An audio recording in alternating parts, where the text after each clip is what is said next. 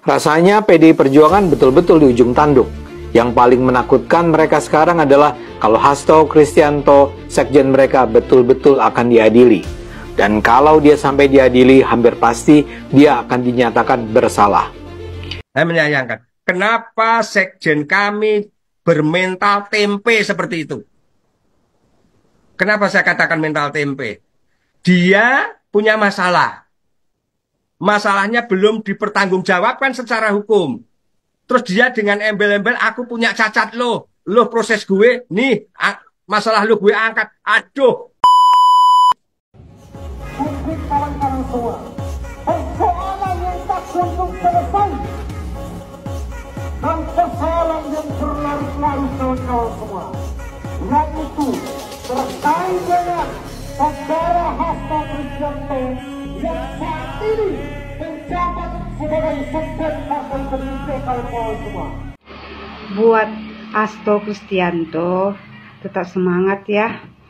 Semoga kuat dan tabah menjalani sidang. Sudah berapa hari kau hadapi seorang diri ya Pak Hasto.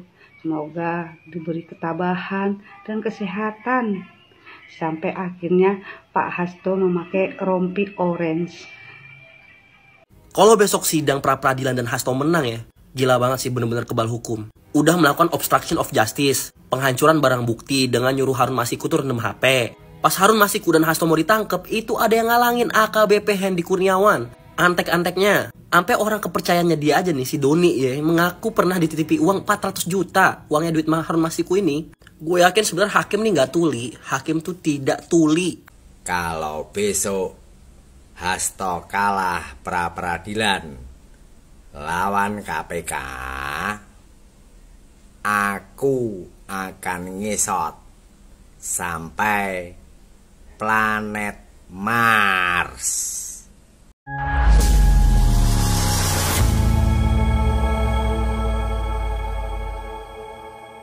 Assalamualaikum warahmatullahi wabarakatuh, saudara-saudaraku sebangsa dan setanah air, dimanapun kalian berada, semoga kalian selalu dalam kondisi sehat walafiat. Berjumpa lagi dengan saya di Gaspol Update ya. Kami bukanlah buzzer pihak manapun, kami hanya menyajikan keputusan tetap ada di tangan Anda. Teman-teman, ini ada video yang menurut saya cukup menarik, yakni tentang sekjen partai terbesar di Indonesia ya, siapa lagi kalau bukan ya itulah ya, kura-kura dalam perahu. Semakin keras ya menyerang Jokowi agar diadili untuk mengalihkan isu, semakin gencar ternyata rakyat menuntut agar si moncong kura-kura segera dipenjara. Wah, siapa sih sebetulnya konsultan politik komunitas Kebu ini? Kok dari dulu menurut saya nggak ada yang paten strategi-strateginya ya. Ketika berpecah kongsi dengan Jokowi, mereka menerapkan strategi seruduk. Bukannya malah kalian itu mendapatkan simpati dan empati rakyat, justru Jokowi lah yang mendapatkan simpati dan empati rakyat. Rakyat kepada kalian justru tambah enek ya kan? Iyalah, macam anak gak lulus TK aja. Apa namanya itu konsultan politiknya komunitas Kebu ini ya. Atau jangan-jangan konsultan politiknya ChatGPT. Dan netizen pun mulai banyak yang geram teman-teman ya. Jika sampai si moncong kura-kura ini nanti menang dalam pra-peradilan ya, yang saat ini sedang berlangsung itu ya, karena menurut netizen si moncong kura-kura sudah jelas-jelas terlibat dalam kasus HM. Wah, mantap kali ya. Iyalah, rakyat Indonesia udah nggak sebodoh dulu lagi gitu loh. Karena informasi mudah diakses saat ini ya. Selain itu teman-teman ya, yang menarik adalah ada seorang netizen perempuan yang justru memberi semangat kepada si moncong kura-kura ya, agar tetap kuat ya menjalani sidang pra-peradilannya hingga nanti putusan hakim ya. Dan putusan hakim itu akan ya menetapkan si moncong kura-kura menggunakan rompi oranye. Saya pikir ini orang mau memberikan semangat beneran. Nyatanya ya kan. Aduh, saya kira mau memberikan semangat beneran, ternyata tetaplah semangat ya sampai persidangan selesai dan Anda menggunakan rompi oranye, ujung-ujungnya yang bikin gak enak ya toh. Kurang ajar sekali netizen satu ini, harus dicari ini, siapa ini orangnya ini ya. Nah, bagaimanakah videonya dan bagaimanakah respon netizen? Mari kita tonton bersama, kemudian mari kita komentari bersama di bagian akhir video. Ini dia. Mungkin kawan-kawan semua, persoalan yang tak kunjung selesai dan persoalan yang berlarut-larut kawan-kawan semua, yaitu terkait dengan saudara Hasto Kristianto yang saat ini menjabat sebagai sekjen Partai Gerindra kawan-kawan semua. Betul nggak kawan-kawan? Maka kita hadir di sini untuk menantang dan menguji keberanian KPK yang baru untuk menangkap saudara Hasto Kristianto yang beberapa minggu lalu yang sudah ditetapkan sebagai tersangka atas kasus suap menyuap kawan-kawan semua. Betul nggak kawan-kawan? Saudara-saudara, saya tidak ingin panjang lebar di sini. Saya hanya menyampaikan poin-poinnya saja kawan-kawan. Menyapa kawan-kawan dari kaum Lobet 16% ya. Ini maksudnya adalah RT 16 RW 24 ya. Kita tandingkan ya demo kalian menolak lupa. Kalian demo Jokowi seakan berusaha melupakan bahwa diri kalian adalah sarang koruptor. Ya memang seperti itulah ya, salah satu strategi politik, tetapi strategi ini menurut saya itu strategi yang sudah usang gitu ya, strategi klasik yang diterapkan sejak zaman kerajaan dulu dan masih efektif itu sampai masa-masa perang kemerdekaan lah. Jadi strategi propaganda semacam ini, kemudian menulis tembok-tembok ya, merdeka atau mati, adili Jokowi, itu masih efektif. Itu ya di masa Orde Lama itu masih efektif gitu loh. Ketika informasi itu belum bisa diakses dengan mudah oleh sebagian besar masyarakat. Tetapi di masa saat ini, ketika perkembangan zaman itu berbanding lurus dengan perkembangan teknologi ya, informasi bisa diakses oleh siapapun dari ponselnya, dari rumah, dan juga bisa mengecek apakah sebuah berita yang disebarkan itu hoax ataukah tidak. Udahlah, jangan coba-coba membohongi masyarakat. Strategi yang kalian terapkan untuk mengalihkan isu ya, membuat masyarakat lupa dengan fakta yang sebenarnya, kasus yang sebenarnya, nggak akan berhasil ya. Iya, udah nggak berhasil itu. Kau ini. Lanjut. Kalau besok sidang pra-peradilan dan Hasto menang ya, gila banget sih, bener-bener kebal hukum. Udah melakukan obstruction of justice, penghancuran barang bukti dengan nyuruh Harun Masiku tuh rendam HP. Pas Harun Masiku dan Hasto mau ditangkep, itu ada yang ngalangin AKBP Hendy Kurniawan. Antek-anteknya, sampai orang kepercayaannya dia aja nih, si Doni ya, mengaku pernah dititipi uang 400 juta. Uangnya duit Harun Masiku ini. Gue yakin sebenarnya hakim nih nggak tuli. Hakim tuh tidak tuli. Pakar hukum aja udah ngomong Hasto nih harus ditahan karena emang udah salah. Sampai-sampai survei yang seharusnya nggak ngurusin ginian aja sampai ngeluarin rilis 77% publik yang tahu kasus Harun Masiku percaya kalau Hasto ini terlibat. Jadi kalau misal besok pra-peradilan dan Hasto menang, ini gue nggak ngerti lagi. Hukum udah bisa dimain-mainin ini sama si Hasto gitu. Gue pengen berguru sama dia biar kebal hukum. Udah menghalangi penegak hukum, dia juga kebal hukum. Gue cuma berharap besok pra-peradilan dia kalah. Cuma itu aja sih. Yang penting bisa terselamatkan lah hukum di negeri ini. Iya. Ini adalah salah satu netizen yang sampai saat ini masih waras ya. Dan menurut saya orang seperti ini, yang waras seperti ini di Indonesia saat ini jumlahnya meluber sekali ya.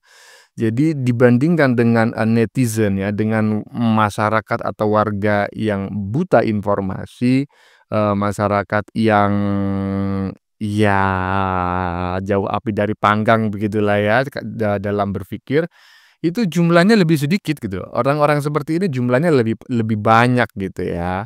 Ya, dan saya sama seperti yang disampaikan oleh netizen barusan ya.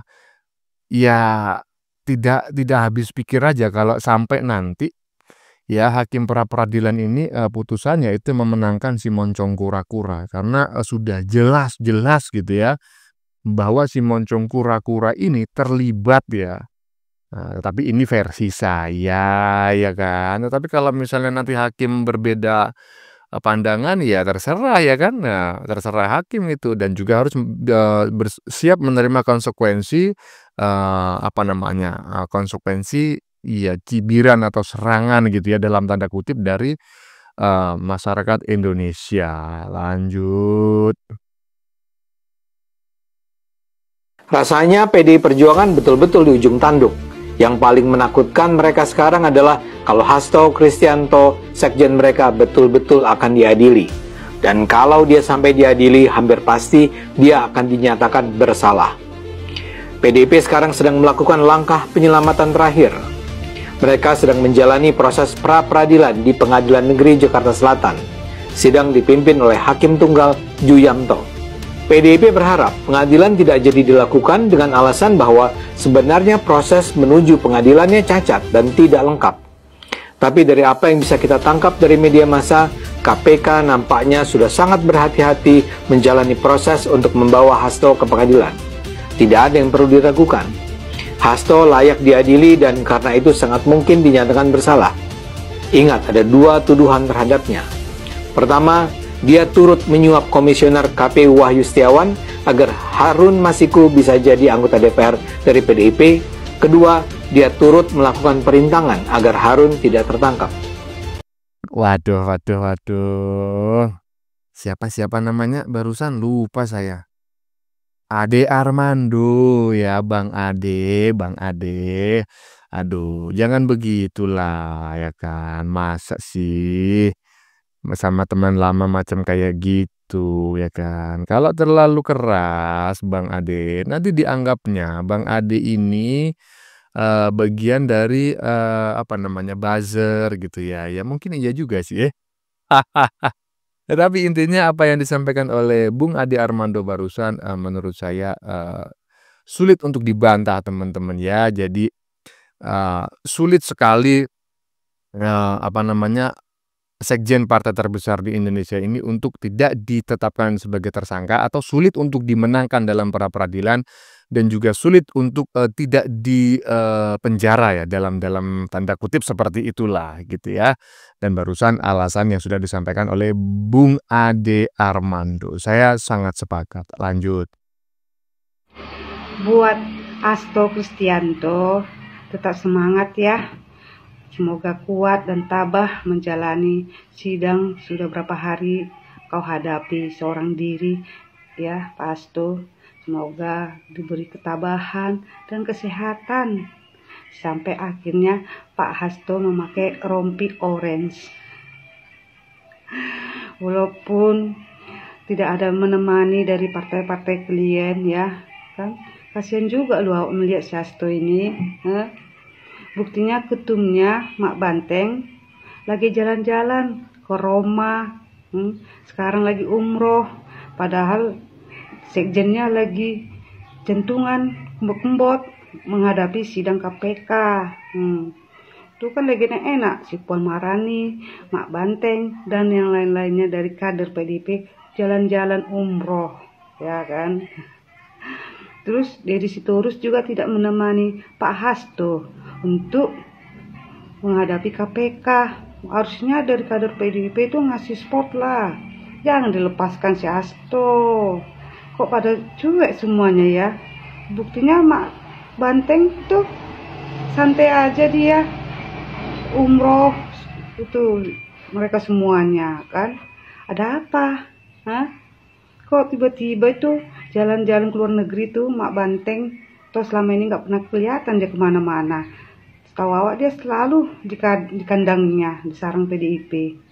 Kok sekarang sejak adanya kasus ini Hasto lagi sibuknya sidang beberapa hari ini ya kan, Hasto sidang di KPK.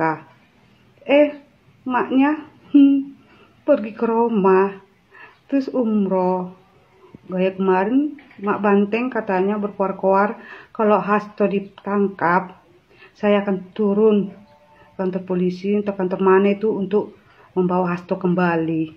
Ternyata enggak, lepas tangan Mak Banteng kayaknya ya. Duh, kasihan kali lah kau Hasto. Yang sabar ya Pak Hasto.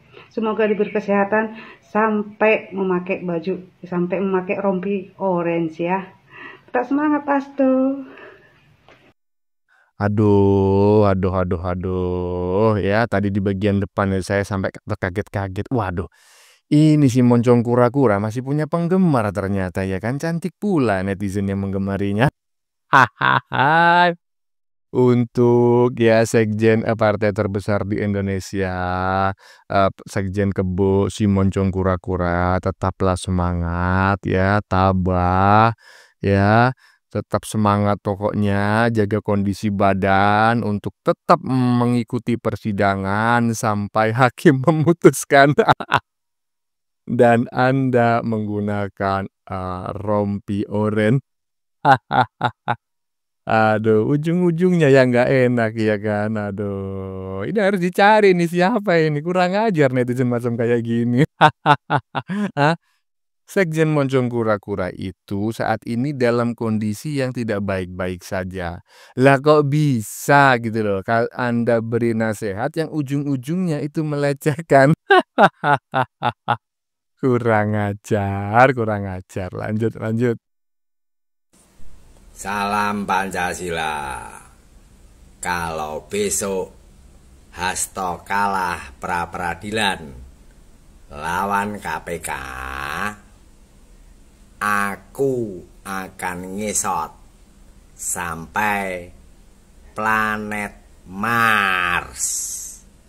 Oke, kita lihat dan buktikan. Catat. Merdeka. Ini adalah orang yang beberapa waktu lalu menggunakan peci merah teman-teman ya. Betul ya? Kalau salah silakan tulis di kolom komentar sebagai koreksi teman-teman ya. Tetapi saya melihatnya ini orang kayaknya sama ya. Orang yang sama dengan yang biasa menggunakan peci merah dan menyebut dirinya sebagai Bapak Peci Merah gitu ya. Nah, barusan kita dengar bareng-bareng bahwa yang bersangkutan kalau ya sudah bernazar ya, kalau si Moncong Kura-Kura kalah dalam pra-peradilan yang saat ini sedang dalam proses ya, dirinya berjanji akan ngesot sampai planet Mars. Aduh, kayak gini nih dah ya, nggak mungkin lah itu bisa dilakukan ya kan. Jangankan ngesot, naik Apollo 11 aja ya kan. Apollo berapapun naik apa lagi pesawat ulang-alik, pesawat luar angkasa nggak akan bisa ya kan. Nggak semua orang bisa sampai ke Mars itu ya, bahkan hanya bisa sampai ke bulan. Apalagi mau ngesot. Jadi ini adalah salah satu gaya bahasa, gaya propaganda yang dilakukan oleh golongan pembenci Pak Jokowi, termasuk juga diterapkan oleh si Roti Gulung gitu ya. Tujuannya apa? Itu tadi, tujuannya sebetulnya adalah menginduksi dan menggiring opini publik ya. Kebetulan saja ini netizen ya, strategi itu diterapkan dengan sebuah kata-kata yang mudah sekali dipatahkan gitu kan. Ngesot sampai ke Mars gitu kan. Coba aja dia mengatakan saya akan ngesot sampai Jakarta. Nah, itu tidak ada sesuatu yang mengganjal di situ ya kan. Itulah caranya para kaum pembenci itu menginduksi masyarakat gitu ya, atau mencuci otak calon-calon yang akan mereka rekrut sebagai bagian dari anak-anak kebo dan anak-anak wabah. Satu kata dari saya untuk Anda, bacot doang ya kan. 2 kata ya, bacot doang. Lanjut. Kalau ini tadi disampaikan oleh juru bicara, dan di sini saya akan menyampaikan secara tegas saya sebagai kader partai, justru saya menyayangkan. Saya merinding. Saya menyayangkan. Kenapa sekjen kami bermental tempe seperti itu? Kenapa saya katakan mental tempe? Dia punya masalah. Masalahnya belum dipertanggungjawabkan secara hukum. Terus dia dengan embel-embel, aku punya cacat lo proses gue, nih masalah lo gue angkat. Aduh.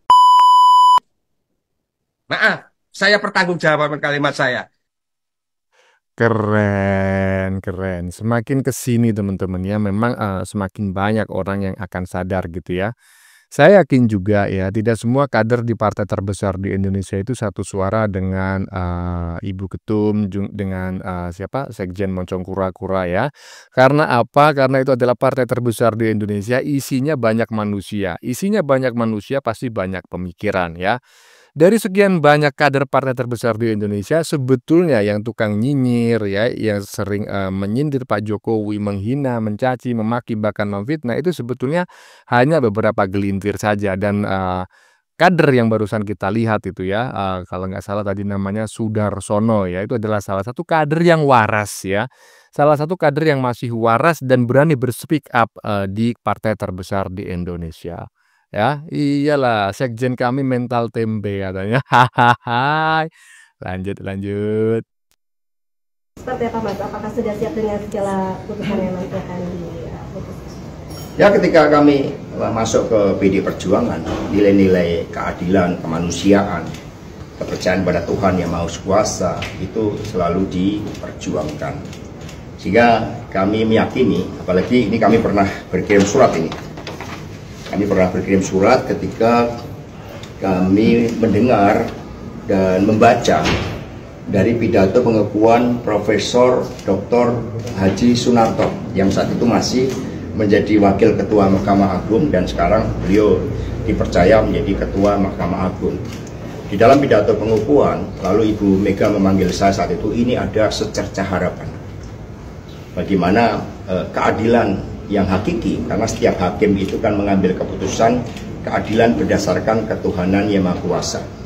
Profesor Sunarto menyampaikan bahwa setiap hakim itu harus menemukan keadilan yang hakiki, tidak hanya dilihat secara formal dan material, tetapi harus melihat dialektikanya, suasana kebatinannya, aspek-aspek kemanusiaannya, dan kemudian semua berdialektika sehingga dicarilah suatu kontemplasi hingga mendapatkan kebenaran yang hakiki.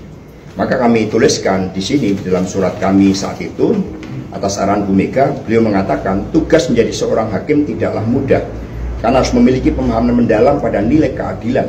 Nilai keadilan bukan semata-mata berasal dari buku-buku ilmu hukum, akan tetapi dari pemahaman yang bersumber dari hati nurani yang paling dalam. Apalagi kemarin setelah melihat bagaimana secara formal dan material memang banyak hal-hal yang menegaskan bahwa keadilan itu akan ditegakkan. Sehingga apapun keputusannya kami akan hormati, kami percayakan sepenuhnya kepada hakim yang kami percaya akan mencari keadilan itu.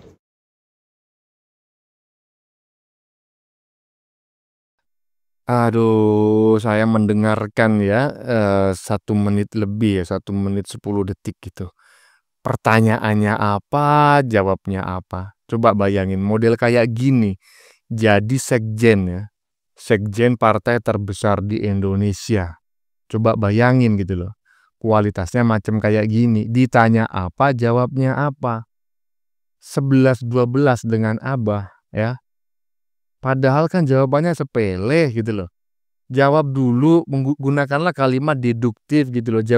Pertanyaannya jawab dulu. Kalau ada penjelasan yang ingin Anda sampaikan, sampaikan setelah Anda menjawab pertanyaannya. Bukan ketika ditanya, apa tadi ya ditanya, entar ya, saya ulangi lagi ya.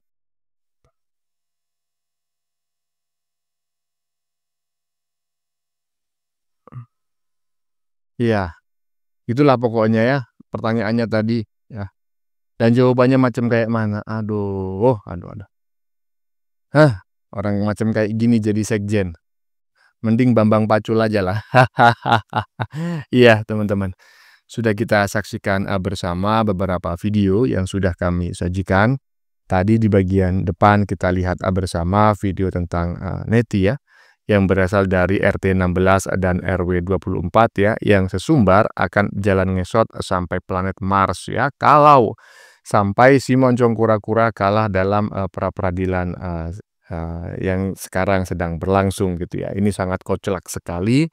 Sesumbar semacam ini adalah sesumbar khas kaum pembenci ya. Kalau nanti benar-benar kalah, yakin saya ya dia gak bakal memenuhi janjinya ya. Karena tidak mungkin ya bisa ngesot sampai Mars. Jangankan sampai Mars, ngesot atau engklek dari Jogja ke Jakarta seperti yang pernah disampaikan oleh Mbah Sengkuni sampai saat ini juga nggak pernah dilakukan gitu. Ah, Intinya hingga saat ini belum ada satupun janji golongan pembenci yang sombong-sombong itu yang dipenuhi, belum pernah ada gitu. Semuanya omong doang ya kan. Oke teman-teman, konten yang baru saja kita saksikan ini adalah tentang sekjen partai terbesar di Indonesia yang semakin keras menyerang Jokowi gitu ya. Ya, menyerang Jokowinya tidak secara langsung. Diduga dia menggerakkan kroni-kroninya untuk mengalihkan isu adili Jokowi. Tetapi sekali lagi saya katakan diduga ya. Tujuannya apa? Ya agar Jokowi diadili untuk mengalihkan isu dirinya yang saat ini juga sedang tersangkut kasus hukum ya. Semakin gencar maksudnya semakin gencar kalian menyerang Pak Jokowi, semakin gencar rakyat menuntut agar kau cepat dipenjara, ya kan? Siapa sih sebetulnya konsultan politik kalian itu? Kok tidak paten kali strategi-strateginya gitu ya? Macam anak agak lulus TK aja ya kan? Ya masa strategi-strateginya seperti itu teman-teman ya? Waduh.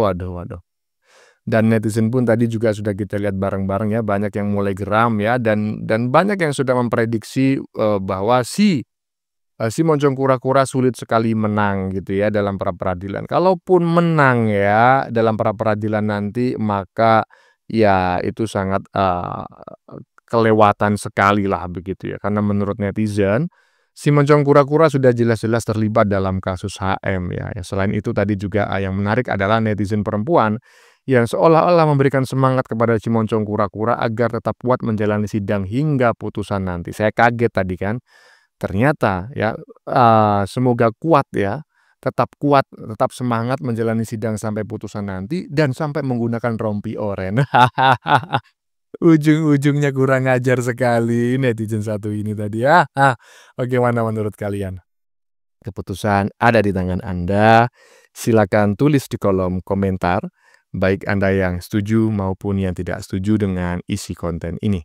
Sebelumnya saya memohon maaf jika dalam penyajian konten ini ada kata-kata yang menyinggung, kurang tepat penggunaannya, atau ada data yang dianggap keliru atau salah. Saya memohon maaf yang sebesar-besarnya. Kita jumpa lagi di lain video. Salam NKRI.